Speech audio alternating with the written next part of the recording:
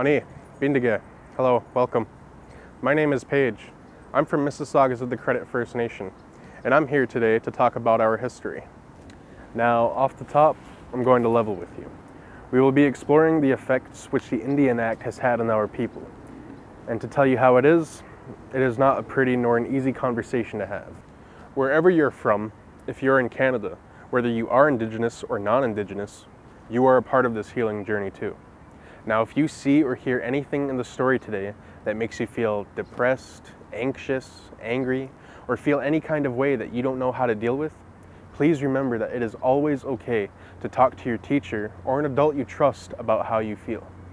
The Indian Act was first introduced in 1876 by the federal government of Canada, and it has been used ever since to govern First Nations, Inuit, and Métis lives, manage reserve lands, and outline a process in deciding who is considered to have status, which means that First Nations, the original people of this land, did not even have control over their own membership.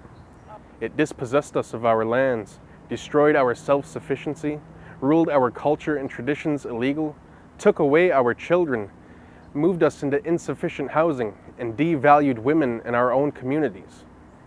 It's an evolving paradoxical law which has enabled trauma, human rights violations, and social and cultural disruption for generations of our people.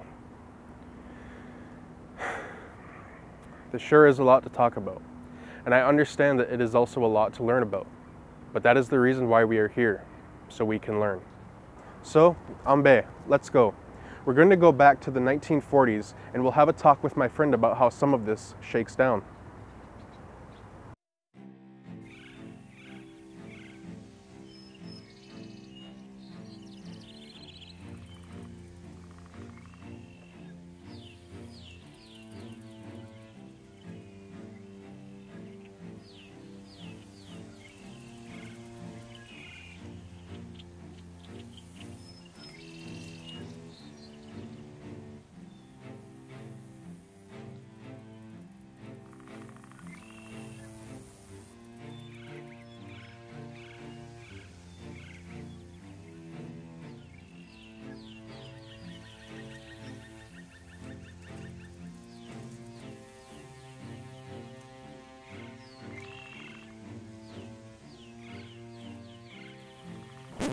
So, are you thinking about enlisting? Yeah, all my friends are doing it. Yeah, well, it's a lot to think about, you know. Sure is. Wait a minute. Who are you? How did you? Oh, don't worry about that. I'm Paige. I'm just here to give you a little more information before you make this really big decision. You can think of me as your inner dialogue. Well, this one seems like a no-brainer. This is my ticket off this reserve. Yes, it sure is. But by doing that, you are also giving up your status. You will no longer be considered an Indigenous person. What's an Indigenous person? Is that like someone from South America? Right, yes. Where I'm from, we don't homogenize Indigenous people into one main category. We say who they are based on their nation, such as Anishinaabe, Cayuga, Cree. Huh. I like that. Anyways, anything's better than this place. Well, you may think that now, but somewhere in the future you just might change your mind. You see, you lose your connection to your friends and your family, along with making that decision for your descendants who won't be considered Indigenous either. The community also loses your knowledge, the skills that you have now and will have in the future. Well, once I come back, everything will be better. I'll get a nice job in the city, I'll get some respect. Yes, well, you see, due to the Indian Act restrictions, you won't even have the right to obtain other benefits available to non-Indigenous veterans. In fact, between 1932 and 1936, Indigenous war veterans on reserves and native help were to be treated like everybody else who lived there, rather than as veterans. Many Second World War veterans, including Tommy George Prince, the most decorated Indigenous war veteran, whose medals included the American Silver Star and 6 service medals, re-enlisted for the Korean War, simply because they could not return to their previous lives. The sad reality, the lives of numerous Indigenous war veterans ended in despair and poverty. I guess I never really thought about it that way. You've given me much to think about.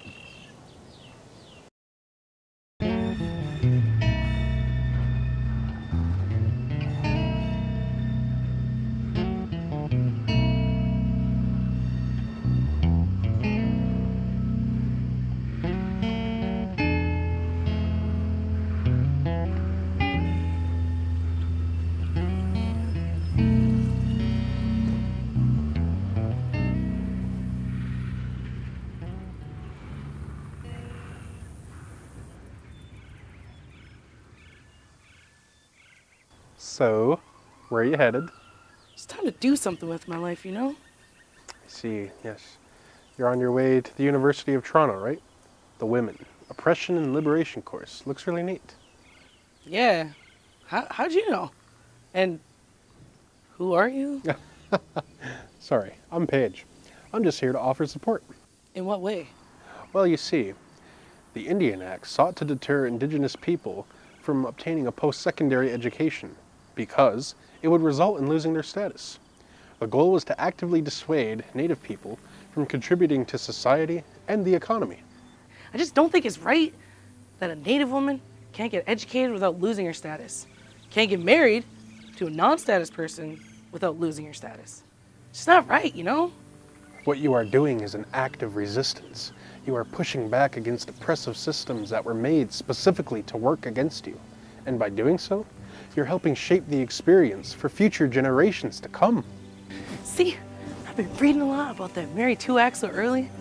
Heck, she's right awesome. And the work that she's been doing for the Indian Women's Association. Anyways, so right now, she's trying to amend the Indian Act by restoring status for Native women who marry a non-status person. And I want to do that too. It is incredibly brave. You are already inspiring so much change. Now you might be wondering, why don't we just burn the act and start all over? Well, you see, the answer isn't as easy as one might think. Now that might be a little hard to believe, considering all that we've already mentioned, but there are actually some really important pieces included in the Indian Act.